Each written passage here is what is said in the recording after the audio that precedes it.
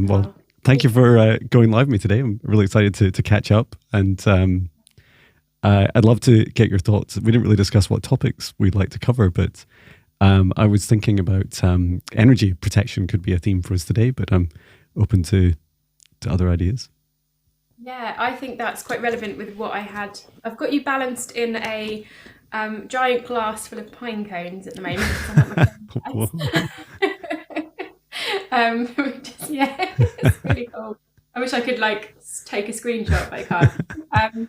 Yeah, I one of the themes I've had coming through this week, which I think is really connected, is like it's something you said, John, actually, which was remember this is an energy first world. Hmm. So I think that totally ties in with that topic of protection and boundaries and all of those things. And yeah, like the energetic disruption we had on our last live as well. I think all of that is all relevant. So yeah, let's flow with it. Fantastic. Um, should we start with where we ended last with our last chat? A bit about the experiences that we had towards the end. Yes. Um, Yeah. and I was I'm like trying to remember.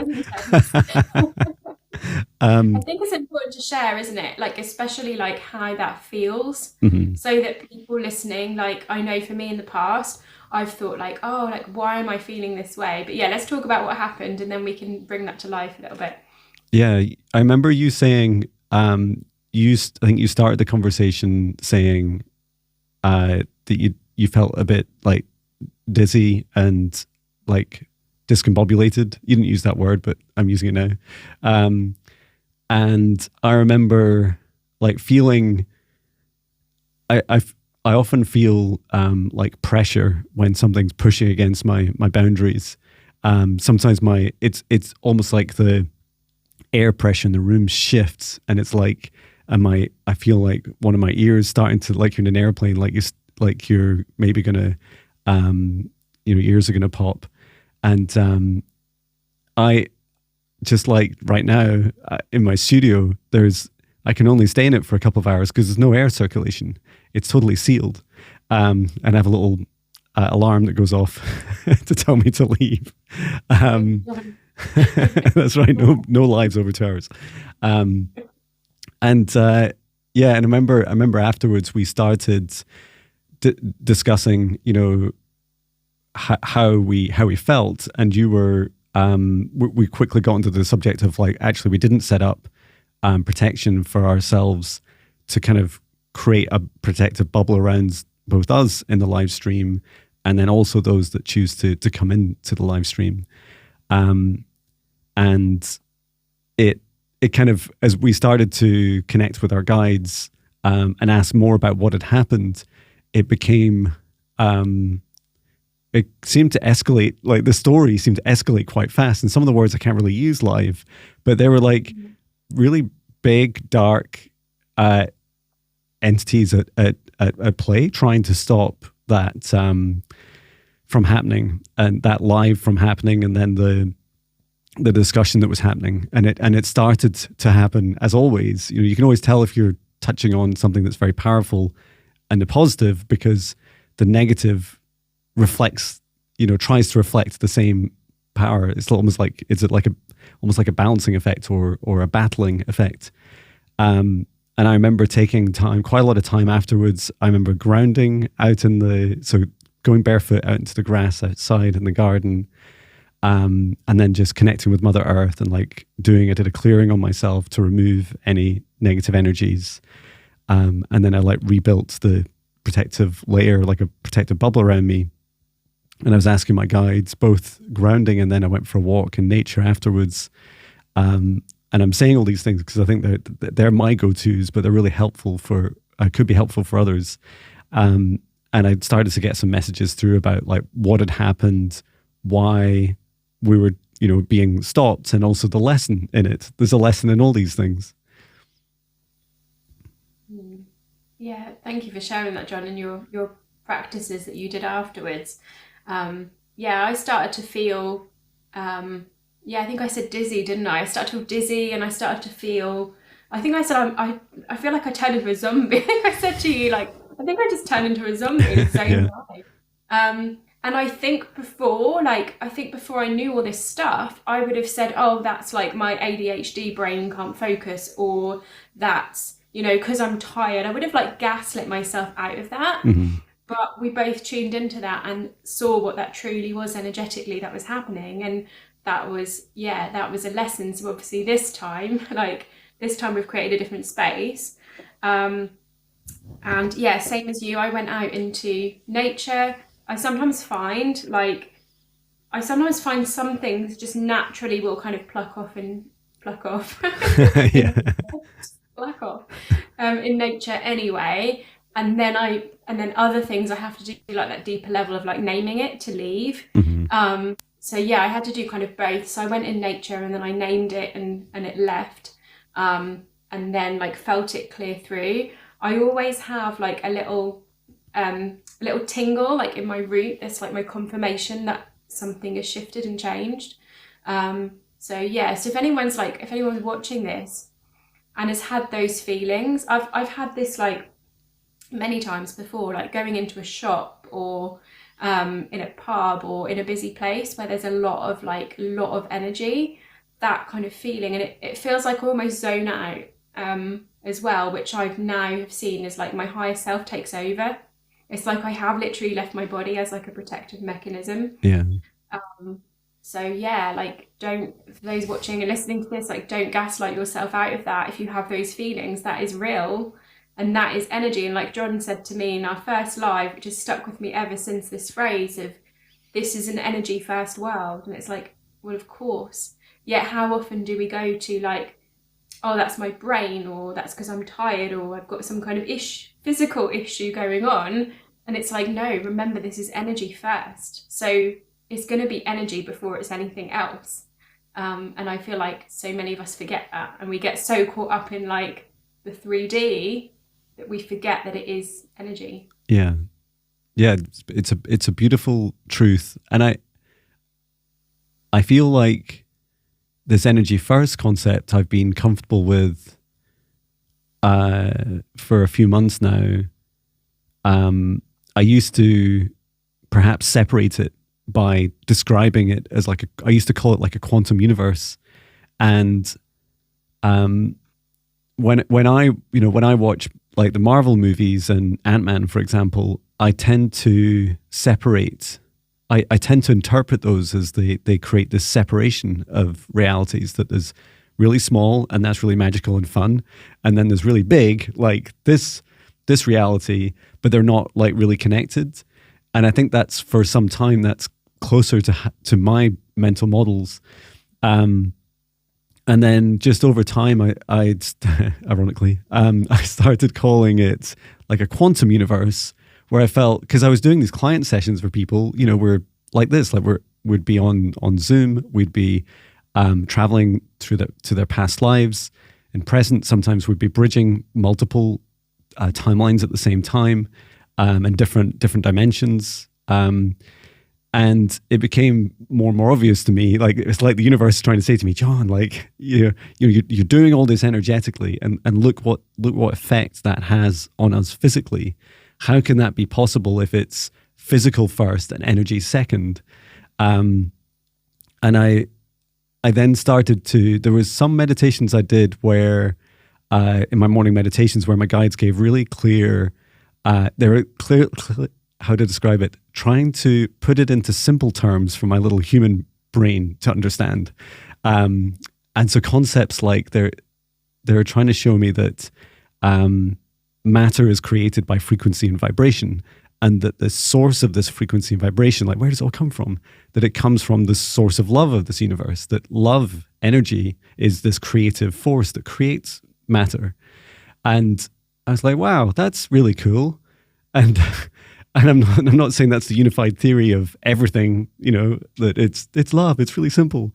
But it helped me understand more concepts. And I'm sure before we discuss things like quantum and entanglement and, string theory and these other, current scientific theories, I guess they are, where they're trying to describe the mechanics of things being connected. And I know that when I do things like a soul retrieval, where someone's part of someone's soul, like often due to trauma in a past life, part of their soul is fragmented, and it's often either in like this infinite empty void dimension or down in the lower levels of hell.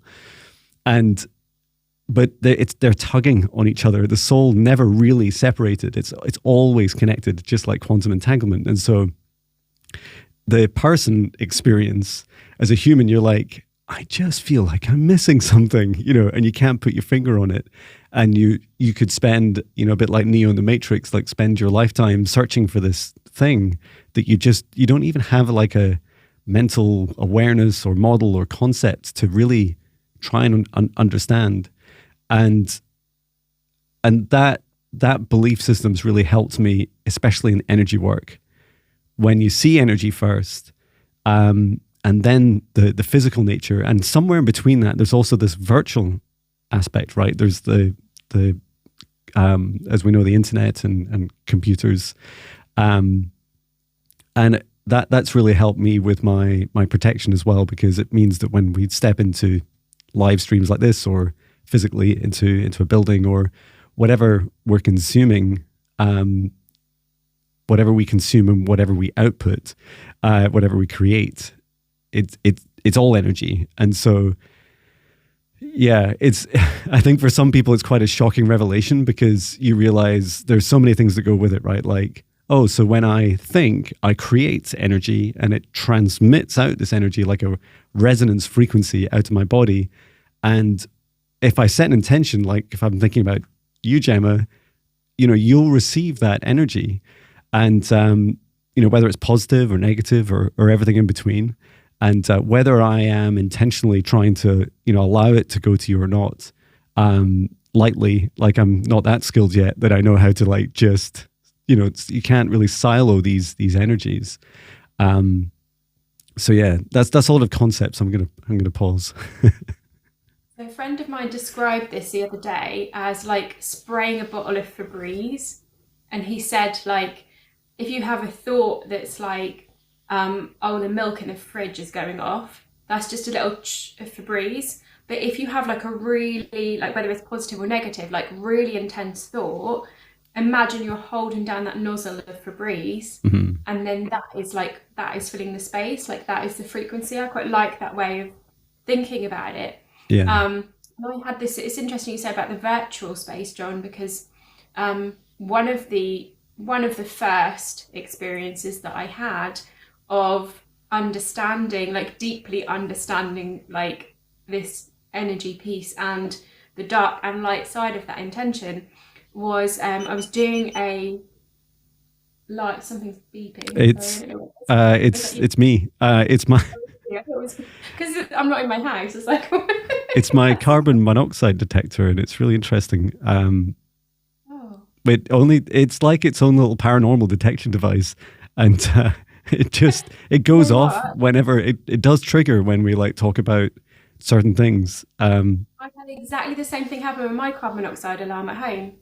Yeah, same thing. Like we were talking about entities, mm-hmm. and it suddenly started to say that there was carbon monoxide. Yeah. Okay. Thank you for that real like reminder. Carbon monoxide alarm. Thank you for getting involved, because of course we know inanimate objects have consciousness. So that is, yeah.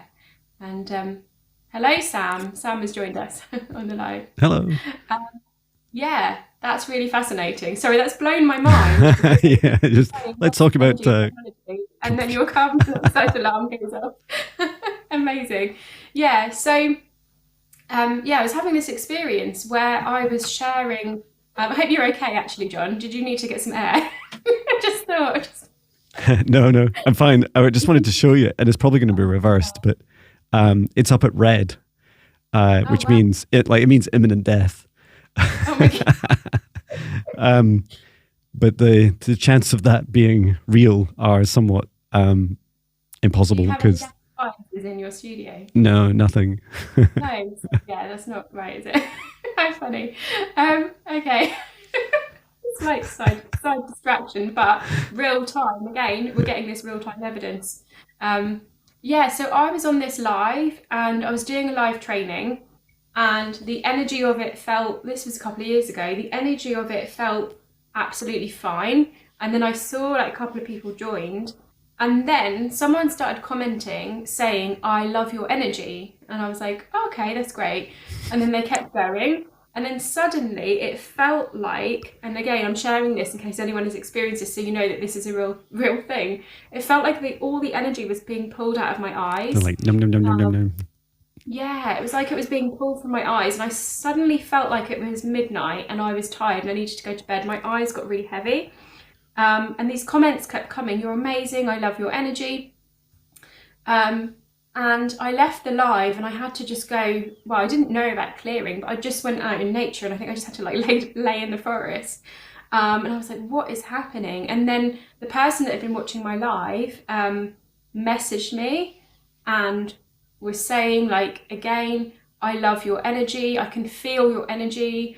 And it was straight away like showing me what was happening. And they were so, it was almost like a fixation. So as my friend used that analogy of the Febreze spray, they were so fixated on me that they were sending me such strong intentions that it was coming through when I was doing this live. Mm-hmm. And it was like the Febreze spray was being held right down. And that was my first experience, really. This was start of 2021. That was my first experience of like really feeling that. Like I'd felt it, I'd worked in London and obviously, you know, felt it there and like and all that busyness, but and in shops and things. That was my first experience of like, wow, okay, so this stuff can actually come through here as well. And then it was like an invitation. I feel like it was for us today, John, with what happened on the last one.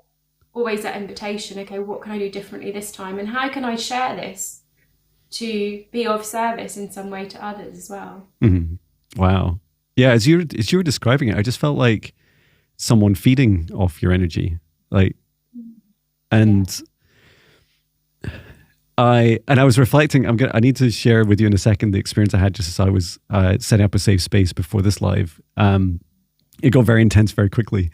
But I was reflecting on why don't I get more angry about, I mean, I'm not a very angry guy, first of all, but why don't I get more upset about, you know, how these things happen, you know, and why they happen. Just like, you know, you and I never explicitly gave permission in our last live stream to be attacked energetically. But to be fair to the universe, like it is an energetic jungle. Like it's just everything, all the things, all the frequencies and spectrums all munched together all at once.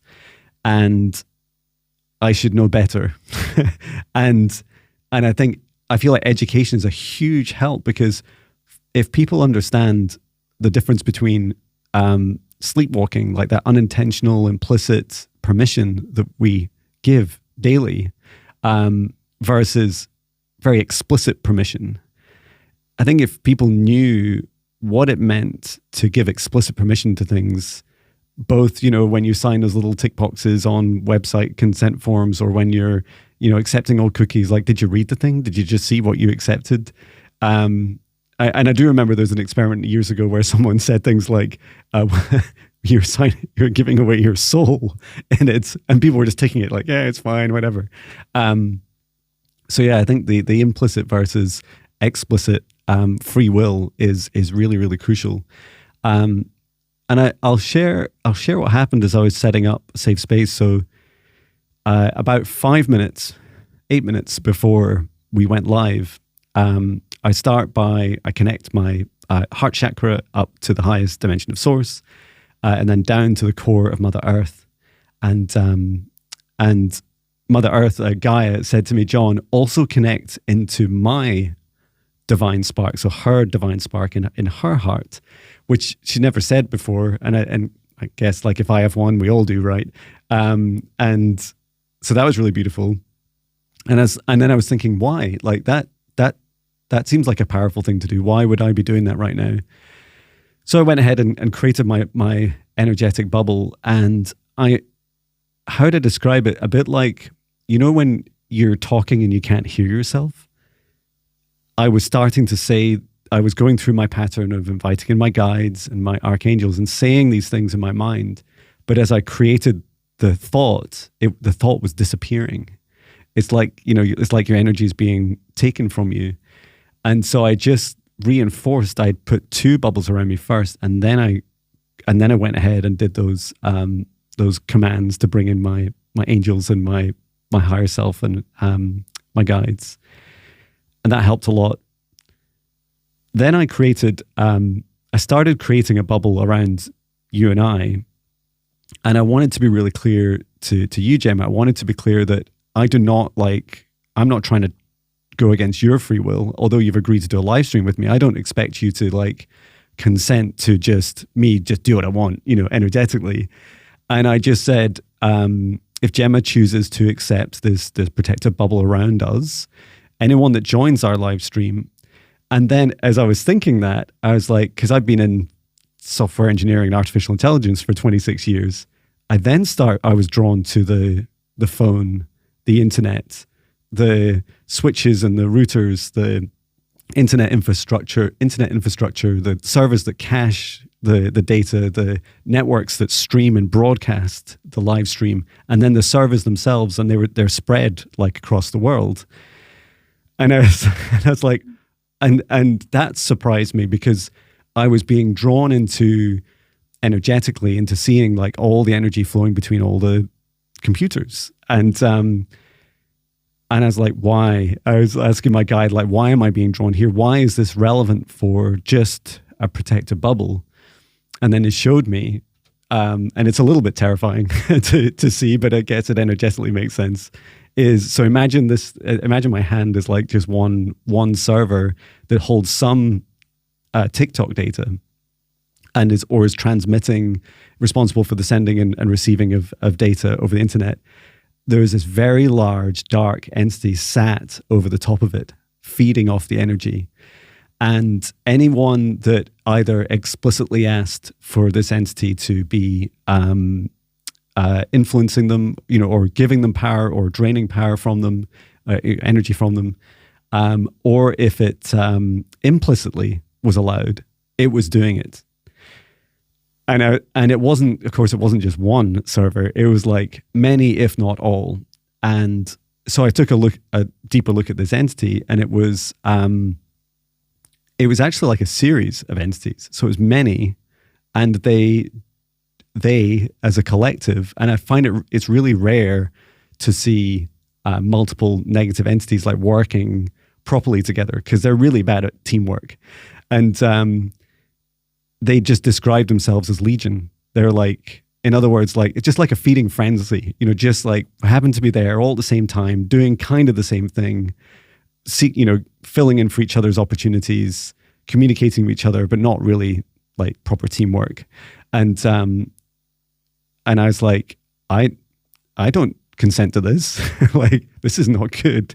This makes a lot of sense about why it feels like when we step live on TikTok, like, and it's not just TikTok, right? But when we go live, like why it feels so energetically like you're stepping into this big jungle.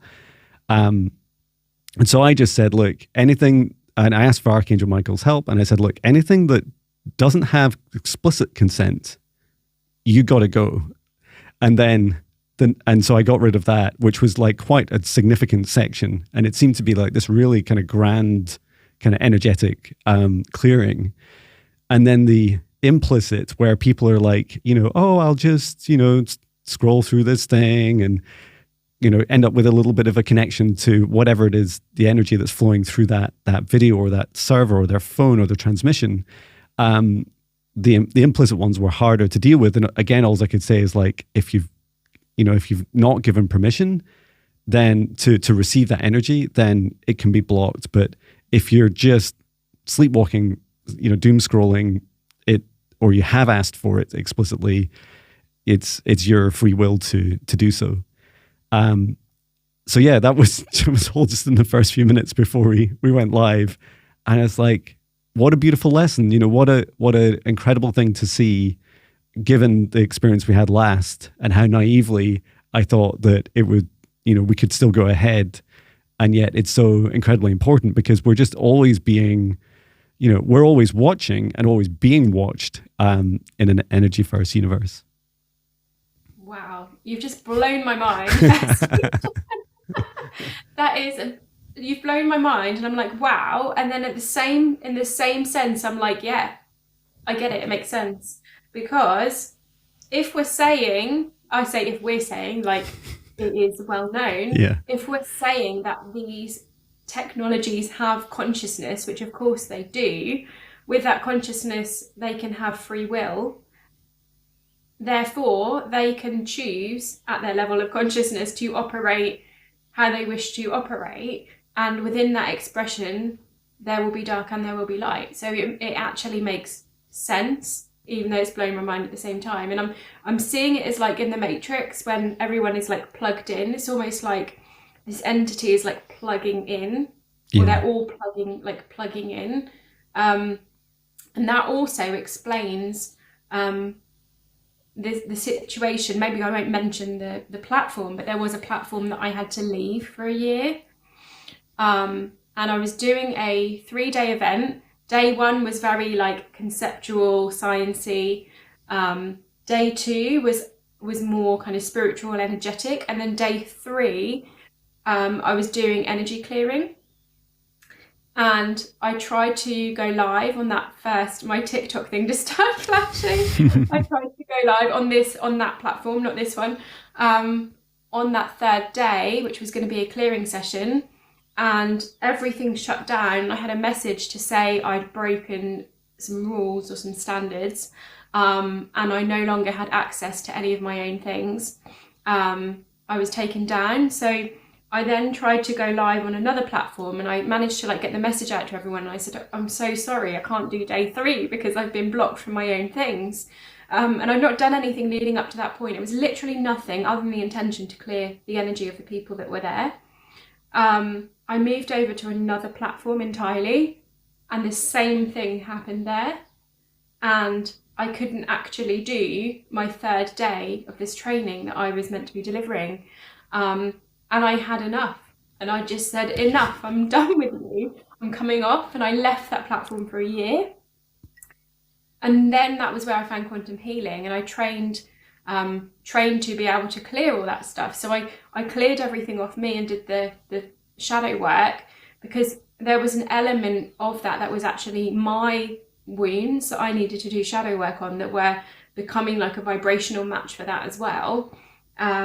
And then after doing all that work and then clearing myself, I've come back onto this platform now, and the energy is totally different. And it's almost like, within reason, I can sort of do what I like now, kind of have more sovereignty, I would say, which I didn't have before. So everything that you've described, Jon, about what you saw before this, like completely explains all of that as well. And it was interesting because I brought down source and grounded it, and then brought in a bubble. And as I imagined the bubble, again, I surrounded you as well. But again, like honoring your free will about what you wanted to do, that's interesting, isn't it? But then as I surrounded you, I was sort of like visualizing this bubble going around. I felt that confirmation in my body, and it was like, Jon's already created a bubble. So as I started to create the bubble, it then connected with your bubble. And it was like, right, it's done, both ends, ping, ping. And it like connected in the middle, which I thought was just amazing. So yeah, that's it makes so cool. sense now what I was feeling energetically and what you were creating. I love that. Yeah, I felt you setting up your protection as well. And yeah, I think there are some downsides to it, right? Which is, I did also say explicitly, as like, I don't want to lose so much sensitivity, to and put too many barriers between Gemma and I, or the people that connect. And it can just be that downside of creating too many castle walls, is that if they're too thick, you might feel like there's no such thing as being too safe, but just like in physical life, it can be a bit dull if you just completely block yourself out. But I often see the energy protection like a wave, almost like a wave of love. And if you walked into the sea, like down the beach and into the sea, and there was a big wave coming towards you, and you're trying to walk through it, it's like, as hard as you can. Like, it's not a hard defense, it's not a hard boundary, but it slows you down dramatically. And I often see that. I guess it's more like light and energy waves. But yeah, thank you for sharing your your experience with that unnamed platform, I've found that like I just can't get, even if I want to like pay for something like a £10 advert on Instagram or something, most of my stuff just gets blocked because of, I guess, trigger words for the platforms. And I also was guided over the last couple of weeks to, I've been creating like a series of different training courses, and one was like, how to describe it? I think it's like a mix of like coaching and training, almost like an apprenticeship, to teach someone, because I'm conscious I've been doing this, started out doing this energy work in the energy clearing and protection space first. And now years later, I'm like, I'm not trying to get anyone to like up to where I am right now in my ability. And I started thinking, yeah, that's something I would love to teach. And then, just as if like our work isn't hard enough, right? I was thinking, but it's so dangerous. Like, when you're battling some of these negative entities, as powerful as angels are, the opposite is true on the dark side. And there's a lot of teaching to do, a lot of best practices, a lot of ways of being able to detect the kind of illusion of the darkness. So, for example, that it doesn't exist, and that it's not an energy first universe, and that it's totally safe to scroll through everything on your phone, and it's totally siloed, and you're fine, even though it's a little black mirror. It's like you're totally safe. Like, and then I think also the when you're doing work that is, when you're defending yourself against these more powerful negative entities, the illusion, their power of illusion is vast, and it is timeless, and they will, they won't just affect you; it'll affect your home, your pets, your family. So I feel like on the one hand, it's like, oh yeah, I'd love to be able to teach this. On the other hand, I'm like, it feels like a blessing and a curse. And I have reached out to a couple of people who would be interested in doing it, and I was really interested in thinking like, what would be like the prerequisites for such a job, if you like. And I feel like part of it is that, in at least, like one thing you and I share in common, Gemma, amongst many things, is our experience in this lifetime and previous lifetimes of the underworld, of hell. And in recent client sessions, I've also seen clients, like increasingly clients going through rapid dissensions in their past lives. So they've come like really fast, maybe in just 3 or 4 lifetimes, they've made it to Earth, but they come so fast, they skip the third dimension, this level, or I'd call it like kind of ground zero, and they go further down and end up serving at least one lifetime below this dimensional vibration, and then they come back up. And it's like, oh, that resonates with me. I can definitely relate to that. But yeah, I feel like there's a lot to learn out there, and I'm never going to stop learning. Equally, I'd love to start teaching people and finding safe ways to do it. I love that, John. I think you'd make an amazing teacher. Thanks. You've got so much knowledge, like it would be a shame not to teach others. So I think that would be amazing. Thank you. Yeah, and it is that dynamic, isn't it? Of like, it is energetically dangerous work versus sharing that and spreading that awareness. And what I find is I teach maybe more, I'd say, basic to medium level energy clearing in my quantum alignment program. What I've found is like getting that balance right between allowing people to have their own experiences of it, and learn from those experiences, versus like that middle ground of like asking questions and helping them explore like what is actually true for you, what is your body telling you. And then there's the like, it's almost like like the space holding, the coaching, and then like the mentoring more angle, which is like, no, this is not of the highest good. So I'm thinking of a couple of examples popping into my head that have happened recently. So for one was with a client who was doing a I'm very conscious of like trying to keep this a bit general, but was doing a spiritual group, shall we say, and then came back like super excited, like, oh, you'll never guess what came through in this group. This came through. I'll say she, but that's as far as I'll say it. I won't name it specifically. Oh, I can't believe she came through. It was amazing. She's got all this information for me. Straight away, I knew that she was not of the highest light, and she was not who she was appearing to be, and she was masking as something else. But what I didn't want to do was take away the lessons and the learning that client may have needed to have. Equally, I didn't want to just go, oh, great, and just hold that space, because I didn't feel that was ethically right for me to just... So I kind of went for this middle ground. Naturally, it is now, I sort of asked her some questions and said, does this feel true for you in your body, that it was this and that it is light? And just asked her those questions. And now she's sort of evolved, and she's working with me in a bigger capacity now, because she's had that lesson and journey. I can think of another client as well who had been, actually I'm gonna share a little bit more of what this work was, because I feel like this might be an important message. And whoever needs to hear this will hear this. And if anyone is triggered by this, then like, I was going to say I'm sorry. I'm not sorry. If you're triggered, then this might be for a reason. But this was with shamanic work. So, and this is a pattern that I've seen time and time again. I think I shared this with you, John, that there's people doing shamanic work. They're getting taken down into the underworld, like without adequate protection. And this is creating all sorts of, for want of a better word, energy fuckery in their systems.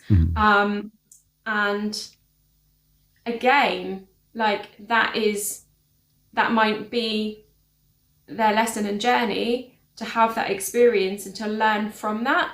But equally, it does not feel ethical for me to just be like, oh great, that's your experience, without stepping more into that mentor side of actually like helping someone self-reflect and helping someone to, it's like that phrase, isn't it? Like, people don't see when they're shown.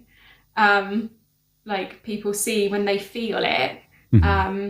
But also having that, like, that discernment about when is the time to like say, no, this is not this is what you think it is not what you think it is, versus like holding that space, holding their truth, and then encouraging them to tune in with, is it light or heavy, like, and building that, like, that muscle. It's like a muscle, isn't it? Building that muscle to tune in and be discerning. What are your thoughts on that? Absolutely. It's so hard, right? There's no I keep staring at a certificate on my wall, and I was about to say there's no visual in the room now, like you can see what's been pressing the button on the detector. Yeah, that's right. It's there's no certificates that say like, Jon Binnie is approved to work in hell. You're in safe hands. It's just like, we could make you one. Sorry. We could make you one. Yeah, that would be lovely. Or t-shirt. I could do some merch. And yeah, it's really, really hard. Like, false light, as strong as light is as strong as false light is. And there's like, and false light, it took me until about February last year, which is not that long ago, right, to realize that, what false light feels like. I don't know. It feels a bit like, getting in a warm bath of what you think is water, and it's blood, right? And it's like, it doesn't feel like water. And it's like, the consistency is different, smells different. And I'm pretty sure, even though you had the lights off, if I turned on the lights, it would look different. And I think feeling is a great way. Like, our bodies are just incredible for this, right? Our bodies I mean, who would want to be a human body, right? They're just like talking to us all day long. And we're like, whatever, oh, I must like eat less biscuits last night, John. I had about 4 hobnobs and I probably shouldn't have. And because they always upset my stomach.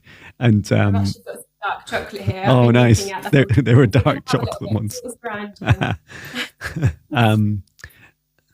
And it's really hard when you choose someone to work with, whether you're in a session yourself and you're trying to connect with another entity. Like in my training, in my higher self foundational training, I only teach talking to your guides. Like I will not teach anyone to talk to anyone else, at least at that first stage. And it's still quite an advanced course. Like by the end of it, you've met all your spirit guides, you've talked to them, you find out where they're from, what the superpowers are, you've done some past life regression, and you start to talk light language. And that's quite advanced for some people. But I would never say, now go and talk to, Jesus or, these other beings in the universe. Like I would like to stick with your team first and get really used to them. And actually, you don't really need to go beyond that unless you really want to. You can do a lot through your guides. And yeah, the risk of working with people where they take you to places that leave you energetically exposed, or your soul, like leading you into like the dragon's den, like a feeding ground, is really dangerous. And yeah, I've had a couple of clients like that where they've been to people. And there's no one label in the psychic work that person. Those people did. It's not just one practice that I'm more scared of than others for on behalf of clients. What I'd also say is you touched on one thing, which is I did say to you, was it a couple of weeks ago, just to make you, I think I said to you a couple of weeks ago, it's like I'm dealing with a client right now they're under attack, and I shared it because. And I didn't give any specifics because I didn't want to give any power to the situation, to the thing that was going on. But I wanted you to know as a friend and energetically as a close friend what it looks like when I'm in battle mode, if you like. And it's when I'm in those situations, I have to be really careful with I have to be really responsible and accountable with my work. So for example, if I had on a Friday a really, challenging client session, I would probably cancel my Sunday training sessions because I would not rock up in front of, 8 of my clients at a training session and go, "Hey everybody, I'm John," and pretend that you can silo that energy. At an extreme, it will take me days to recover. And it's not so much physically. I feel physically a bit drained, maybe for about 24 hours. But energetically, I know that every time I'm clearing, there's still something there. There's still something there. And whilst I'll get better, and as much as I'll get better, the things that I take on will get harder. And this recent client, let's just say they're on they live on the other side of the world. And they're under attack, and so they came to me and I said, "Why did you come to me?" And they said, "Oh, my guide sent me to you. Like they made me find you." And it's like, wow, there's like astral marketing. This is fantastic. Dear guides, go and tell the other guides. And they said what was really interesting through it would take far too long to go into any specifics anyway. But what was really interesting was that the entity that was attacking them, they had several past lives with before. They had a connection with them. And right at the end, and this was a follow-up session, well, probably it took about 4 sessions. At the end of it, the client was given a choice because what transpired was actually, although this is a very powerful, like kind of elemental, ancient, really ancient, like as in millions of years old soul entity that was attacking them, they had, after we'd been taken through this whole journey and the whole story of how they'd worked together previously and had worked together like in harmony, and what had gone wrong, and then how they'd tried to correct it and why they were now showing up in this lifetime.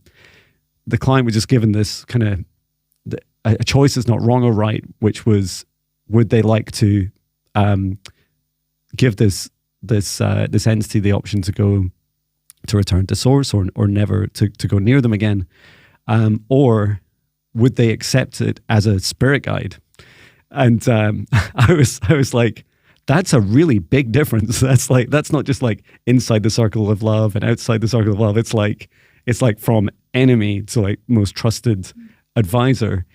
And yet when, and I can't really elaborate on the whole story, but when I discovered more about it, my client like totally understood. We managed to get to a position that they totally understood the journey of both sides. That it wasn't such a ridiculous idea, and that they could have continued to work in this lifetime together for the greater good, and that could have been a really beautiful relationship. However, they chose the option to reject them, and I have also seen vice versa, where spirit guides have gone bad, right? They've like gone against the client, and the client's had to like kick them out, and maybe they come back or not. And I do feel that when you see these, when you see how close the fine line is between being your worst enemy and your greatest, lover, is that that line between the two is as simple as a clear decision, and that it helps me a lot with the fear aspect. Is that for all of the fear that we could have had for this, the capability of that negative entity was intense. It was super, super strong. It had seen many people like me, and maybe even me, several times in past lives. And so it's a formidable force to go up against. But at the same time, there was such a close proximity to the option of stepping into love and turning into the light side. And that was really empowering to see. I think it when you break away from that illusion of duality, for all that this works is scary and it is dangerous, it is equally filled with beauty at the same time as the horror. I love that, and I feel like a similar pattern. I feel like what you're describing there, Jon, with that transformation and that choice can also like play out on a 3D level and a 5D level. Mm-hmm. So I think it's really hard to put it into words, but what I'm seeing there is like a pattern with in our like 3D reality and in our relationships. We might have experiences that are dark and are light, and we might have experiences that are in alignment or not in alignment. And then we can make a choice. And when we make that choice to alignment, that means sometimes your description was castle walls. Sometimes we put up those castle walls. Mm-hmm. And what might happen is, as we go through that first stage of that journey of setting those boundaries, we put up those castle walls and they keep everyone out, even those that are aligned for us as well. And I know this is something that I did when I first started to set my boundaries in place. Yeah. I was like, no, almost like scared to let people in, because in case it was a red flag, like, mm-hmm. And then I feel the same happens with energy. So if we have, like, you and I have had like have had to go through like the darkest of the darkest experiences with energy to fully understand it and to feel it and then know how to help others and clear others. I feel like the same thing can happen there. So when I left that platform, that was totally through fear, and it was a bit of a like, stuff for you then, if you're not going to let me do my thing. And I kind of blocked everything out energetically as well. And for a period of time, I even pushed my guides out because I felt like they weren't protecting me. I even remember saying, like, you're supposed to be my guides. Like, you're letting me get attacked. So no one is coming in anymore. I'm only working with source and no one else is allowed in. And it's like the fortress was so strong that like nothing could come in like energetically to me at all. And I was missing all the good energy. And I feel like that same pattern can happen like in the 3D with our relationships and in the 5D in our relationships with energy. And just want to kind of give voice to that in case anyone watching this has felt that, like, whoa, okay, there's like all these entities, and oh my gosh, my mind has been opened, my energy's been open to these things, therefore I'm not doing any of it and I'm going to shut it all down. I've got a friend who's shut it all down totally and won't even have a conversation with me about entities, and is just like, no, I'm not going there anymore. Yeah. So like, yeah, we can kind of put the fortress walls up, can't we, with, you know, both 3D and 5D with that. Yeah, definitely. I like in these different situations where there's when you make that choice, and no matter which way you make the choice, it causes this huge shift in your reality. It's like you shift the timeline, and the physical effect often is your body can go into like a healing response. Like it's like, oh, something really big just happened. Let's go into like kind of self like reboot mode, where it feels like when I go through it, I feel a bit like I go into standby energetically, and yet physically I can feel quite good. I can feel like maybe quite well slept, but low energy. And it's like your energy levels like a battery just gradually building up. And I think as a human, that's really hard, because you're like, I just made a decision. It's like, yeah, but you just like accepted a new job, or you just rejected a job. Like these are huge things that you just did. And now that you're changing, you've changed your reality and changing that timeline that you're on now, you're going to experience that separation of what you've rejected. That's falling away from you now, and your body's like, oh yeah, that's a huge shift. I'm gonna go away and integrate that. And I think that's really hard for our logical minds, because they're like, but I made a decision. That was like Monday. Now it's Wednesday. Why is there kind of a hangover of this? And what does that mean? What does that? Does it mean it was the wrong thing to do? And I do feel. Like one thing I did learn, for instance, when I'm doing client sessions, and I know that my darkness is listening as much as anything else, that never be, there should be a phrase, and if there isn't, I'm making it up now, which is like, never be a predictable enemy, right? You should always be unpredictable, including to yourself and your own darkness. And so I would give time between sessions with people for that reason, so that I have time to integrate the healing that I've given.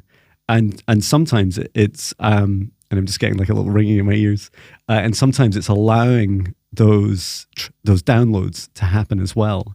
And I feel like that's as much as a healer and the person being healed, that together, when you make these big decisions and take these big energetic actions, you allow that integration period. And I had one of my clients just been through. They went through what they described as their awakening in November, and then just on Sunday, I'd taken them from mindfulness training into my higher self foundational training course, and they'd done 2 sessions with me before that. And so on Sunday, they were speaking light language. They were out in Orion's belt, and they were talking to one of their spirit guides I know quite well now. And that is just a huge, really fast, like awakening journey for anyone. And I was saying, that took me years to go through that. And I know everyone's getting faster. Everyone's waking up, going through these processes much faster now. But I said, now is the time to integrate. Like, don't book me in for something. I'm here for you every day. I'll be here every day. But go back to your practice, go back to your meditation, your grounding, working with nature, and being like really gentle with yourself. And I think when you know that in the Energy First universe, they're almost like explosions of energy when you make these free will choices, because they dramatically affect your reality, and then just allow yourself to go through like a recovery and integration process. I love that. And that reminded me of something I was talking about in my group this afternoon in the quantum alignment call we had. I was using this tree as an analogy, my friend's beautiful tree. It's like these little, like there's almost like little fiber optic bits on the end of the flowers. Mm. And I see them as like our connection to source, our connection to the universe, like plugging in. But for this tree, if this was a real tree, for this tree to grow, those roots have to go so deeply into the earth. Mm-hmm. And I love that with your work, you start with the mindfulness training and then higher self. because I was actually having a conversation about this afternoon, like the things like mindfulness and like our daily habits and practices and our meditation are those roots, aren't they? And then the deeper those roots can go, the higher the tree can grow, and the more we can then plug into the universe and plug into source and connect with our guides. But if we haven't got those roots in place, then the tree will topple. And this is the reason I created my quantum alignment program, because I sat there one day and it just like channeled through me, and I had to get a whiteboard and scribble it all out, because it was like, there's so many incredible people out there doing incredible spiritual work, but those grounded roots are not there. And there's lots of trees toppling everywhere. So it sounds like that's exactly what you're describing there, Jon. Oh, like, that's so true. This work is intense, and we have to come back to those basics. And this isn't just like putting your feet on the earth grounding. It's like well-being practices. And it's not just self-care, let's have a bubble bath type scenario either. It's like, it's so much more than that, isn't it? So I think that's an important message to share there, is like, deeper the roots can go, the higher the branches can grow. That's really beautiful. I made that mistake just before, I mean, it all makes sense to me now, but just before my, as the video says, deepest, darkest shadow work, like my kind of huge, what's the word, kind of inflection point last summer. Just before that, I created my first training course called the 7 Chakra Training Course, and there's about 8 hours, 8 sessions, every single one downloaded from source and my guides. None of it I knew in advance. And what I didn't realize what I was doing to myself. And on some days I did 2 sessions in a day.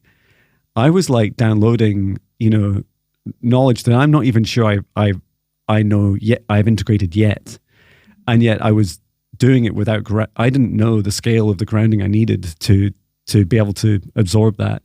And it did send me into a bit of a spiral. Like I was very ungrounded, and in my recovery process, those reflections were really, really helped me. And kept being shown all the time, trees, and I live right next to loads of trees, and we're big, deep roots.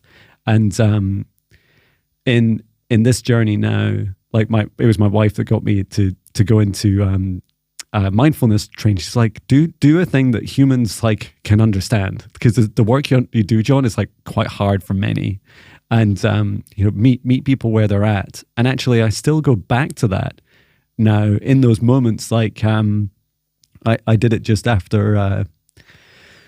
It was actually after a really intense clearing session last weekend. I was on my reflexology training course, and it was all about mindfulness, 3 hours of mindfulness meditation. And wow, that was, it was all like hourglass and breathing. And there was one about like a body scan, like the basics, but they're really beautiful. And they brought me back. I felt incredible afterwards. I felt like there's a new go-to. I never really considered. It's so easy to play down simpler tasks.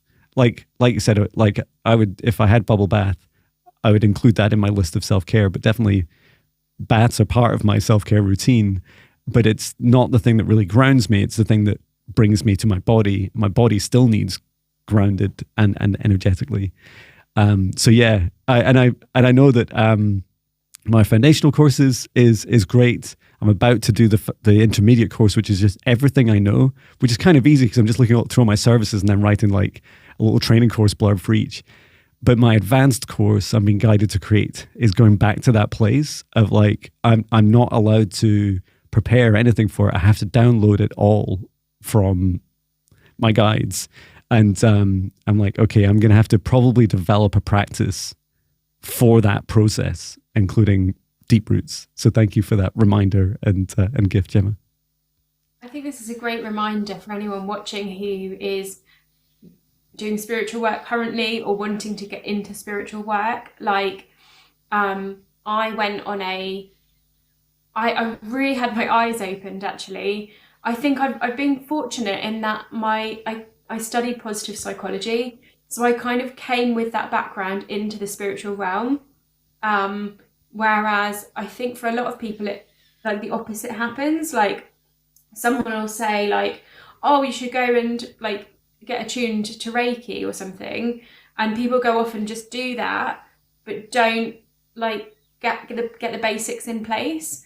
And it does worry me. And I went to like, I don't want to kind of give it too much energy, but or like name any names or anything, but I went to a attunement session for an energy modality.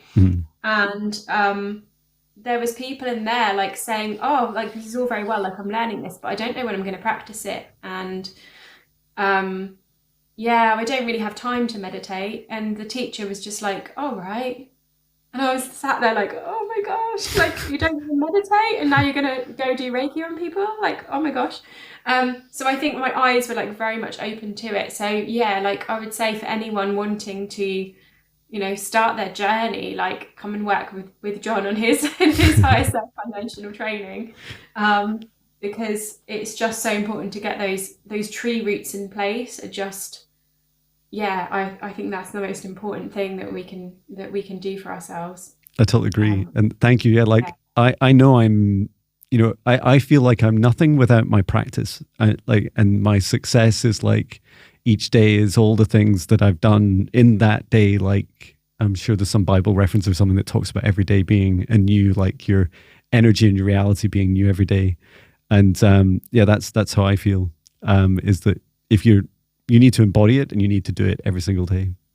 I think we're about to get cut off. It says that I've had to drag a puzzle piece into place to show that I'm still active. So it might be a good time for us to end the live now anyway, yeah. So we're not got too long on the recording. So yeah, now I've been shown that I need to do jigsaw puzzles, so thanks for that. So some really important themes today. Again, discernment, boundaries, energy hygiene practices, roots of the tree, getting those well-being practices in place. I think, some important messages there today. Anything else that you want to share, Jon? Yeah, all of those things. Keep grounded and keep very conscious in your decision making, and don't give your power away implicitly or explicitly without really thinking it through. Yeah, that's another one to add. Yeah, don't give your power away implicitly or explicitly. I love that. And just bringing that conscious awareness to the decisions that we make and the boxes we tick and the puzzle piece that I just had to draw into place and thinking, what was that? So yeah, amazing. Another amazing live. Thank you so much, Jon, for joining me. Thank you so much. Thanks everyone watching who joined us live and on the replay. Thank you, everyone. Thank you, Gemma. Take care. Bye. Send it love. Bye.